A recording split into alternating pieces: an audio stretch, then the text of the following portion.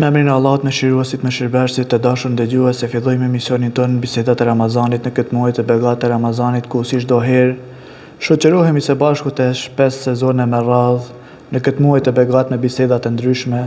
Dhe sot në emisionin tonë bisedat e Ramazanit kemi të ftuar dhe falenderoj që e ka pranuar ftesën e tij kryeimami i Ulqinit, Magjister Ali Efendi Bardhin, imam. Mirëseardhët. Atëherë, bismillahirrahmanirrahim, me emrin e Allahut mëshiruesit mëshirëbërësit, falënderimet, lavdërimet i takojnë vetëm Allahut xhaleshanuhu, krijuesit e gjithësisë, paqja, mëshira e madhe e Zotit qoftë mbi të dërguarin e tij Muhammedin alayhi salatu vesselam, mbi familjen e tij të pastër, mbi shokët e tij besnik dhe mbi gjithë ata besimtarë që do ta ndjekin e do ta pasojnë atë deri në ditën e llogarisë të ndershëm, besimtari i nderuar me Zotin Enis. Faleminderit për ftesën e gjithë besimtarëve, më lejoni që t'ju uroj muajin e mallnueshëm të Ramazanit, duke ju lutur Allahu xhaleshanuhu që t'i ketë pastru, t'i ketë fal dhe të marrin shpërblimin dhe të arrijnë devotshmërinë e duhur që e kërkon besimi në Kur'ani, tradita e pejgamberit alayhi salatu vesselam. Me qenë se cektë dhe besimin tonë Kur'anin famlar, dëshirojmë që përsëri në këtë muaj të bashkëbisedojmë, sepse edhe ky muaj është muaji i agjerimit, por është dhe muaji i Kur'anit. Rëndësia e Kur'anit dhe veçoritë e tij, të cilat në këtë muaj që i shohim që të gjithë besimtarët dëshirojnë që agjerimin e tyre ta shoqërojnë edhe me lexim Kur'anit, të flasim, të bashkëbisedojmë për Kur'anin e madhëshëm në këtë muaj. Po, në qoftë se do të flasim për muajin e Ramazanit, që në vetveten e tij përmban një ser mirësish, do të thoja se mirësia më e madhe është mirësia e Kur'anit. Pse do të thush? Sepse në këtë muaj fillon që të zbres Kur'ani. Allahu xhaleshanuhu në surën Kadr thot: "Inna anzalnahu fi lejletil qadr." Pra ne e zbritëm atë Kur'anin në natën e Kadrit. Duke u nisë prej kësaj, Allahu xhaleshanuhu e ka startu fjalën e tij, mesazhin e tij tek gjithë njerëzimi, sepse Kur'ani është libër për gjithë njerëzit në këtë botë, por janë njerëzit ata të cilët e pranojnë apo nuk duan që ta pranojnë. Dhe Kur'ani si fjalë e Zotit, e cila fillon me muajin e mallnueshëm të Ramazanit, e merr edhe një simbolik të veçantë muaji i mallnueshëm i Ramazanit, sepse në këtë muaj ne jo vetëm që shpeshtojmë adhurimet tona, jo vetëm që kemi agjerimet, por shpeshtojmë edhe leximet tona të Kur'anit. Kur vjen fjala lexime qoftë në origjinal, ashtu siç është zbritur, natyrisht që sevapet janë, por ajo që duhet ne të kemi parasysh është që njëherësh të mundohemi që ta lexojmë edhe përkthimin e tij, apo do të thoja komentet rreth Kur'anit, sepse njeriu nëse në muajin e Ramazanit apo në muajt e tjera ka pas lëshime në jetën e tij me mënyra të ndryshme, me duke bërë ndoshta edhe gjinahe, apo duke mos kry shumë ibadete. Dhe në këtë muaj ne ato i shtojmë, dhe me Kur'an, si libër i Zotit, ne ballafaqohemi me te dhe vlerësojmë veten tonë se ku jemi në raport me Kur'anin dhe me fjalën e Zotit. E shohim se sa kemi deviju nga rruga e Kur'anit. Dhe gjithë cili njeri, ashtu siç edhe biznesit e ndryshme të cilat i bajnë në fund viti ata kalkulimet e veta, bilancet e veta, edhe njeriu e bën atë bilancin e vet në jetën e tij në muajin e mallnueshëm të Ramazanit, duke u përballur me leximin e Kuranit dhe duke pa se sa ka mrit devimi, apo sa është arrit që ta ruajnë atë devotshmërinë, atë takvallekun që e kërkon Kurani, që ne t'jena prej atyne. Dhe kur thëmë takvalleku, nuk është vetëm në aspektin e adhurimit të Allahu xhaleshanuhu, por edhe në sjellje, në veprime, në mirësi të ndryshme, në largimin nga të këqijat. Gjitha këto, domethënë, i përmbledh atë se Kurani është përmbledhës i gjithë asaj. Në qovë se do të shohim Kurani kur zbret në Mekë për 13 vjetë, do të shohim se 3 pika kryesore i përmban, dhe më thonë, ajetet që zbresin në Mekë, apo suret më ajetet që zbresin në Mekë. Është tauhidi, pra njësia në Zotin.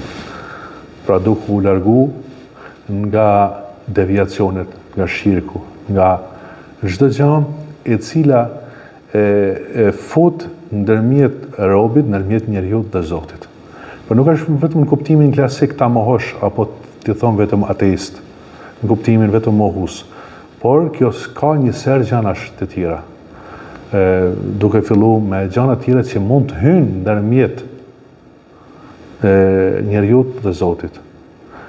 Mund të jenë si shkaqe të ndryshme që për shembull mund përmendet njeriu që i cili i jepet shumë pas kësaj bote, pas pasonisë, dhe e vendos pasonin, e vendos mallin nga njëherë, dhe më thanë në një drejgje që rujnë e Zot mund të jetë pjesë e shirkut.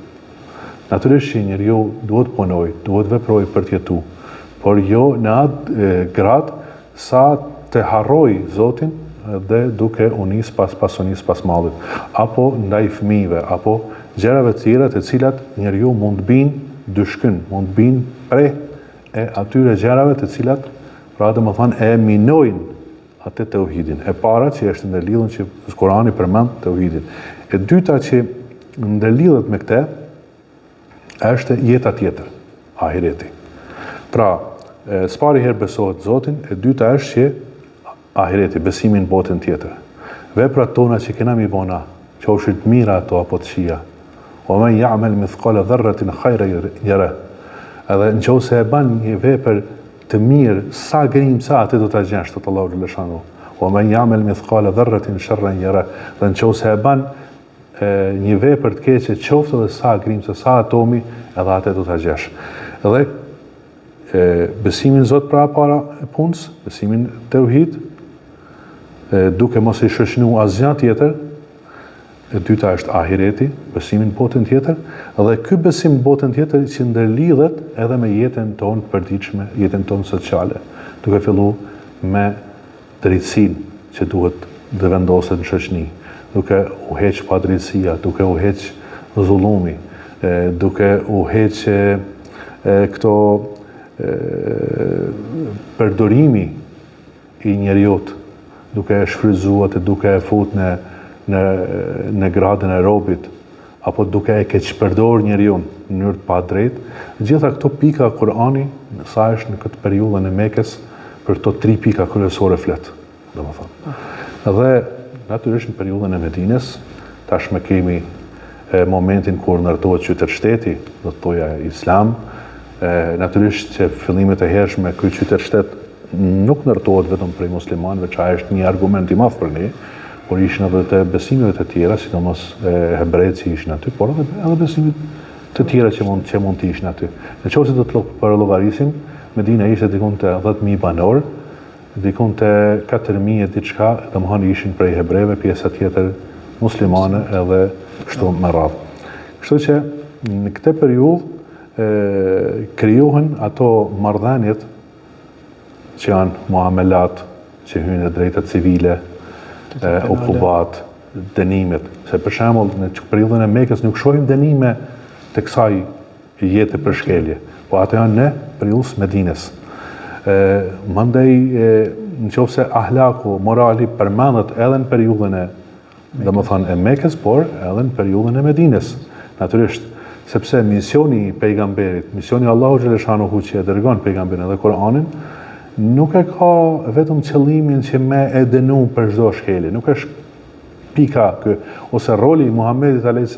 kur e shohim, roli i tij është edukativ, është mësimor, është për ta nxjerrë atë nga arsina, dhe nuk është që hajtë është çdo herë sa ke bën një shkelje apo një veprim, hajtë është ta dënojmë. Nuk është ky qëllimi edhe misioni që Allahu xhaleshanu i ka ngarkuar atij. Po natyrisht se shoqënia duhet këtë ligje, duhet këtë formën e vetë të jetumit, sepse jo gjithë njerëzit do të jenë të atill që marrin vesh vetëm me fjalë, e kuptojnë me zemër. Pra nuk janë ta njerëzit të njëjtë, gjithmonë ka me pas njerëz të këqij dhe prandaj domethënë ekziston dhe duhet ligji.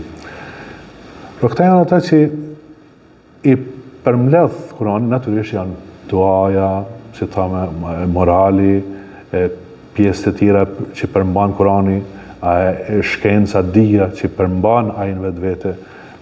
Mas me kuptu Kuranin si një libër shkencor në kuptimin si një libër që ka të bëjnë me çështje matematika apo kimi të një formacioni. Por aty brenda ka shumë elemente të cilat neve na japin argument që është një libër prej krijuesi, edhe i cili neve na bind akoma më shumë dhe na vërteton akoma më shumë që është fjalë e Zotit dhe nuk është fjalë e njerëzit. Përveç tyne, domethënë, ajo që është më e rëndësishme nëse Kurani kur flet për veten e tij në shumë ajete, domethënë në raport me njeriu është se huden lil muttaqin, është udhëzues për muttaqit, për ata të devotshmit. Pra, është udhëzues për ata të devotshmit. Thot Allahu xhaleshanu në surën Bekare në ajetin e 2. Pra. Pastaj nëse marrim ajet tjera kur thot Allahu xhaleshanu shahru Ramadan alladhi unzila fihi al-Quran hudan lin-nasi wa bayyinatin min al-huda wal-furqan. Pra, edhe këtu Kurani e përcakton vetveten e tij se çka është. Pra, është udhëzues, sqarues, udhëzues që i cili e ndan të vërtetën, pra që e drejton ke e vërteta, dhe sqarues i cili e dallon të vërtetën nga e pa vërteta. Apo një ajet tjetër në surën Isra, sa mos gaboj ajeti 9, ku Allahu xhaleshanu thotë se ky Kur'an është për ata të cilët donë që të shkojnë ka e vërteta, ka e mira, ka e drejta. Dhe ata të cilët bajnë vepra të mira, thotë Allahu xhaleshanu, thotë përgëzoj ata që do të jenë prej atyne që do të marrin shpërblim. Pra vetë Kurani, tu edhe në raport kur flet për njeriu, është për me udhëzu njeriu në rrugën e drejtë, po njëherët thot përgëzoj për ata të cilët bajnë vepra të mira, për ata të cilët bajnë vepra të mira që do të gjejnë shpërblimin e tij. A natyrisht edhe për ata të cilët bajnë keq, për ata të cilët veprojnë keq, natyrisht që do të ketë edhe për ta njëjtin shpërblim, po shpërblimin e kundërt, shpërblimin. Apo faljen nëse përmirësohen. Apo edhe faljen, natyrisht që Allahu xhaleshanuhu përmend shumë, edhe në fillim Ar-Rahman Ar-Rahim, pra janë dy emra që i përmend në fillim, domethënë, mëshiruesi, mëshirploti, mëshirbersi, edhe të ju nis për ty në dy emrave, mendojmë që mëshira është ma e madhe se çdo gjë tjetër që Allahu xhaleshanuhu ka premtuar. Edhe në surën e parë për shembull po ta shihni, kur thotë Elhamdulillahi Rabbil Alamin, falënderimi i takon Allahu xhaleshanuhu, Zotit botëve, Ar-Rahmanir Rahim. Po cili Zotit botëve? Ai i cili është Rahman dhe Rahim, pra mëshirues dhe mëshirbes. Maliki Yawmiddin apo Meliki Yawmiddin ka disa versione, por gjithsesi e njëjta është esenca. Sunduesi ditës gjykimit, ai i cili ka çdo gjë në ditën e gjykimit. Pra deri këtu të tre jete shohim për Allahu xhaleshanuhu na paraqet në këtë surë me tre jete fuqinë që ka Allahu xhaleshanuhu. Dhe askush nuk shkon te kjo fuqi që Allahu xhaleshanuhu ka dhënë. Mandaj drejtohet iyyaka na'budu wa iyyaka nasta'in. Vetëm ty të adhurojmë dhe vetëm prej teje ndihmë kërkojmë. Pra tash është roli i njeriu. Pra domethënë Allahu xhaleshanuhu kur thot në këtë kallëzon se kush është Allahu, dhe me pastaj kush është njeriu që duhet me u drejtu Allahu xhaleshanuhu, i cili e ka gjithë këtë fuqi, e njeriu është nevojtar për Zotin. Jo Zoti për njeriu. Kështu që në shumë vende Kurani neve na thret edhe na difton që Kurani është libër udhëzues, sqarues, i cili e dallon të vërtetën nga e pa vërteta, i cili na thret natyrisht që është në fillim në tauhid, edhe i cili na thret në vepra të mira, vepra të hajrit, edhe largimin nga veprat e këqija. Në shumë vende na urdhënon që të ftojmë për mirë edhe të largohemi dhe të ndalim të keqen, të mundohemi që të largojmë të keqen. Në shumë vende Allahu xhaleshanuhu na thot Si për shembull në surën El Asr kur e përshkruan, domethënë rolin e njeriut këtu, domethënë Wal Asr që i betohet pashakohen, inal insana lafi khusr, njerëzit janë në humbje, ila alladhina amanu, përveç atyre që besojnë, wa amilu salihati, e që bajnë vepra të mira, pra përsëri të del vepra mirë, o tawasaw bil haq, e këshillojnë njëri tjetrin për të mirë, o tawasaw bis sabr, dhe po kështu edhe për durim. Pra, në qoftë se do marrim ta jetë Allahu xhaleshanu në mënyrë mohuese, thotë që njerëzit janë në humbje. Po për cilët njerëz nuk janë në humbje, vetëm për këto kategori. Ata të cilët e besojnë Zotin, dhe këtu e përmbledh dhe rolin, po më shikuti, në këtë sure të vogël, difton edhe rolin që duhet të ketë njeriu, domethënë këtë jetë, besim në Zotin, bamje vepra të mira, këshillim për njëri tjetrin për të mirë, edhe këshillim për sabër, për durim. Kështu që Kurani në këto versetet edhe të vogla, domethënë edhe të vogla, e ka përcaktu mjaft bukur.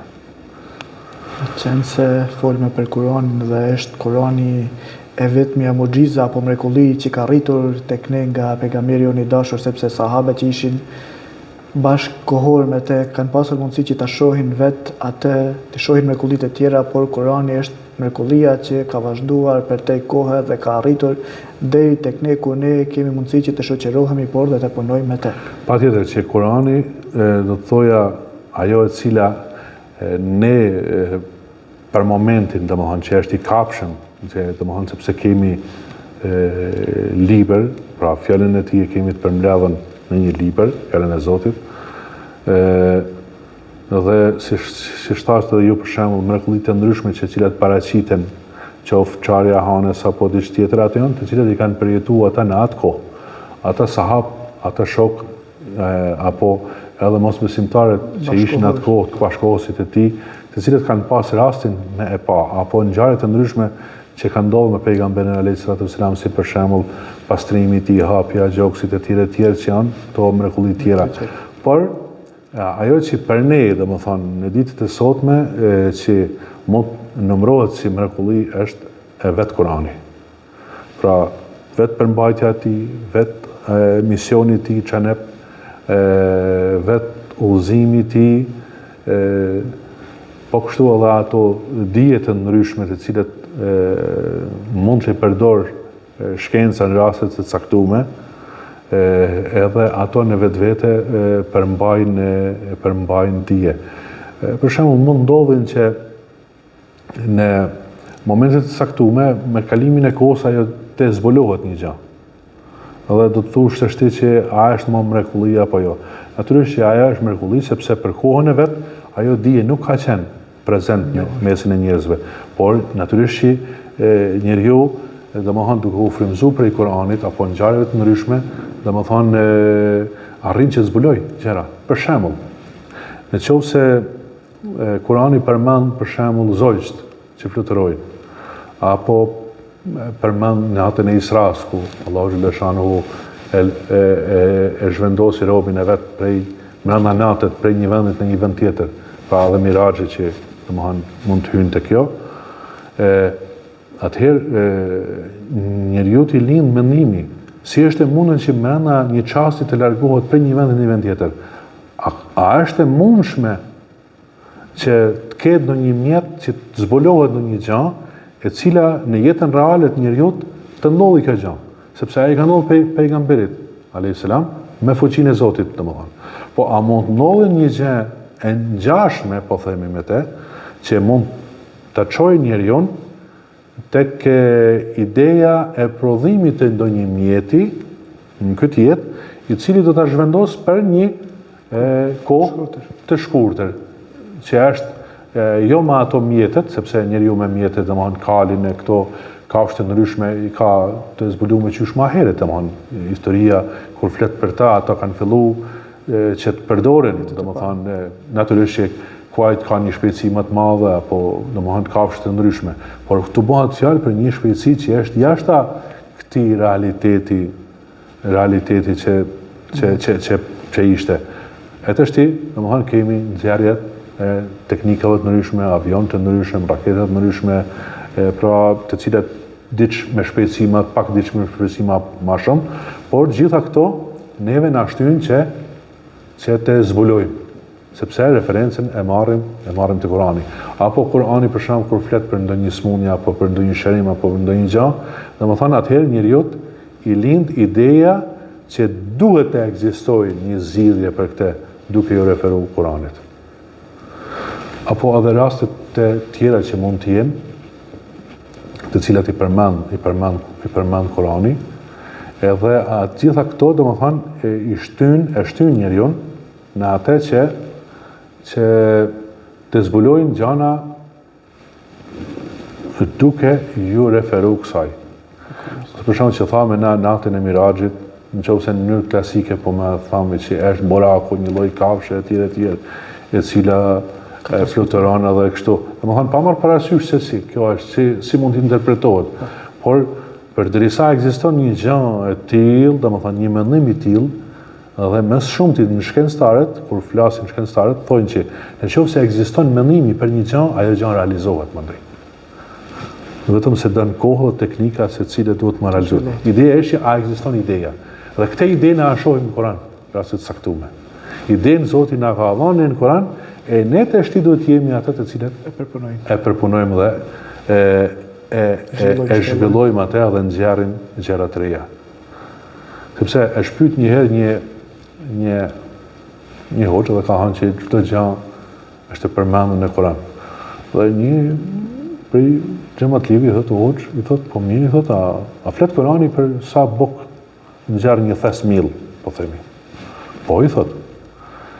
Atëherë si i thotë, Kur'ani thotë që pyetni për ato që nuk e dini, pyetni ato që dini, ato që dini. Dhe hajde të shkojmë deri te furraxhia, e pyesin furraxhin, një thes mill sa buk nxjerr, dhe i thotë ka që numrin e caktuar. E pra kjo është ajo. Domethënë, gjithë cila shkencë avancon në atë fushën e vet natyrisht, edhe për gjithë cilën shkencë Kurani domethënë na thotë që ne të adresojmë për të gjithë cilën shkencë. Ajo që Kurani ka një gjë që është shumë me rëndësi, që përmendet në një ajet Kuranit me sa di Bekare 174, më skaboj, Allahu xhaleshanu thot, ata të cilët nuk e përdorin mendjen janë negjis. Negjis domethënë janë nyt, janë të ndotur, pa pastër. Pra ai i cili nuk e fut mendjen e tij në punë, mendjen e tij këto është fjala me fut mendjen e tij në punë, ata thotë janë të papastër.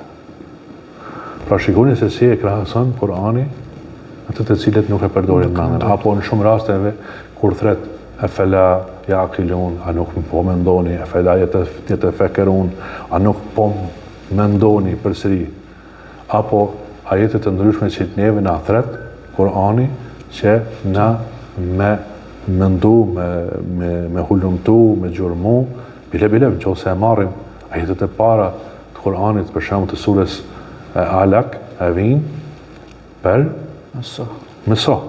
Përmendet lapsi, përmendet mësimi, gjitha, edhe nëse do të marrim surën e dytë, cila sure vjen pasaj është surja Kalem, sipas renditjes. Surja Kalem, Allahu xhaleshanu përsëri betohet në lapsin. Për çfarë do të thotë që ajetet e para që i vinë pejgamberit alayhis salam i vinë për të hulumtu, për të gjurmu, për të studiu, duke fillu prej asaj që çka ndërlidhet me Allahu xhaleshanu, me dije që Allahu xhaleshanu na ka prezantu, me njoft në atë në mënyrat aq sa na ka prezantuar vetveten e tij për ne, sepse ne nuk kena fuqi më shumë të kuptojmë për diçka i cili neve na ka krijuar ta kuptojmë në atë, edhe të kuptojmë mandej edhe për gjërat e tjera në jetën e përditshme, shkencët të ndryshme, veprimet e ndryshme, sjelljet, largimin nga gjërat e këqija, nga gjërat e ndotura, pa dobishme, gjitha këto domethënë Kurani neve na thret që t'i zbatojmë, apo në rastet caktuara edhe të largohena prej atyre gjërave që janë pa dëshirueshme, siç thamë. Krejmam, me qenë se edhe emisionit tonë për vjen fundi, dëshirojmë edhe një pyetje të fundit të marrim nga ju, një këshill, një porosi për ndjekësit tonë, për besimtarët. Po, për gjithë besimtarët ku do ndodhen, për ndjekësit tuaj e Radio Fati, qofshin meshkuj apo femra, të moshur apo të ri, në moshë të mesme, gjithëve ju uroj herës muajin e madhnueshëm të Ramazanit edhe një herë, duke i lutur Allahu xhaleshanuhu që t'ju ketë pranu gjitha adhurimet, lëmoshat tuaja, sadakat tuaja, agjërimet natyrisht, leximet e Kur'anit, që janë më së shumë të dobishme, duke lutur Allahu xhaleshanuhu që ta prisni me gëzimin më të madh festën e Fitr Bajramit apo Bajramit të madh, siç e themi në traditën tonë. Të mundohemi që këto ditë sa kanë mbet të marrim apo të bëjmë përkushtimin tonë maksimal që mundna me bë. Sepse jeta kalon, ditët kalojnë, sa miqet e shamir i kemi pas Ramazanin e kalum, por fatkeqësisht këtë Ramazan nuk i kemi. Pra ky ishte caktimi i Zotit dhe asnjëri nga ne nuk e din se kur mund t'i vijë fundi në këtë jetë. Andaj duhemi që gjatë këtij muaji të mundohemi që t'i përshpejtojmë lutjet, adhurimet tona, dhe të mundohemi sa më shumë që të jemi dobishëm dhe pasi gjitha këto adhurime, gjitha këto namaze, gjitha këto agjërime të reflektojnë në jetën tonë të përditshme, sepse në qoftë se ato nuk reflektojnë në jetën tonë të përditshme, atëherë do të thotë se kemi një mangësi dikun, çalon dikun puna, edhe rujna Zot më na shku e gjithë kjo punë hoq. Prandaj mundohemi që gjitha këto qoftë në rrafshin vertikal, qoftë në rrafshin horizontal, të jemi në atë mënyrën më të mirë të mundshme që të zbatojmë edhe njërin edhe tjetrën. Krejmam, shumë faleminderit që morët pjesë në bisedat e Ramazanit. Të nderuar dëgjues të Radios Fati, siç e cekem, në këtë bisedë të Ramazanit kishim të ftuar kryemomin e Olqinit, magjistër Ali Efendi Bardhin. Me ju në studio shoqërova unë Enis Hoxha dhe me ju të cilët po na ndisni dhe keni mundësi të na ndjekni në çdo kohë dhe në çdo moment në kanalin tonë të YouTube-s. Ju urojmë agjerim të lehtë, lutje të pranuara dhe mirë ndëgjofshim në emisionet e radhës. Faleminderit.